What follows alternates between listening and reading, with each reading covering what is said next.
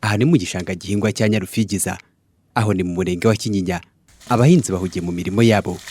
Ukirebeye kure ubona nta bihingwa byinshi birimo, ariko harimo abantu bake bahinga, abuhira n'abatera umuti imyaka yabo.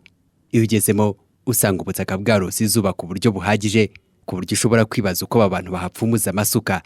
Aba baturage batubwiye ko bigenda. Turahuhira n'amazi nyine tukayarazamo ubutaka bukoroha, mu gitondo tukahahinga. Buse musanga kirimo amazi abarimo twongeramo andi mu gitondo.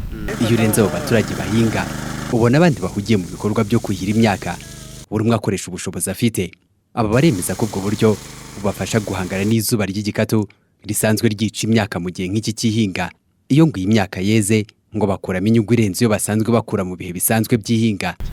Mu gishanga turagerageza mu gihe cy'izuba kubera ko tuba dufite amazi, kandi igishanga leta yaragitunganije, amazi hose burarazenguruka hose hari amazi, wajya hari amazi hose, ku buryo turagerageza kuhira. Abadafite mashine bakoresha intoki, nyabuze bareba hari barimo kuhira, dore n'abariya buriya barimo kuhira bakoresheje intoki n'utudobo n'iki.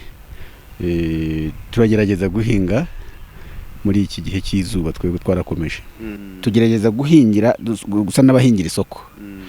Dutandukana rero nabo ku musozi, niyo mpamvu nk'ibigori baba babiteye imbere kugira ngo bizasarurwe ibyo ku musozi bitarera. Icyo gihe nibyo biba bifite rero amafaranga, niyo mpamvu tubitera kare mu gishanga. Ntabwo bizabura ku isoko nk'uko byakabaye bigenda. Nta wavuga ko bitabura, byabura kubera ko ibishanga ni bikeya ugereranije nuko byakagombye kuboneka, ariko ntabwo wavuga ngo bizahaza, ariko muri rusange nibura bigabanya, bishobora kugabanya uko bajya kubishaka kure cyane, nubwo byaba ari bikeya ku isoko. Ko n'amamashini aracyari makeya, ntabwo navuga ngo nk'ubaho turi hano ngira ngo abafite amamashini turi batatu.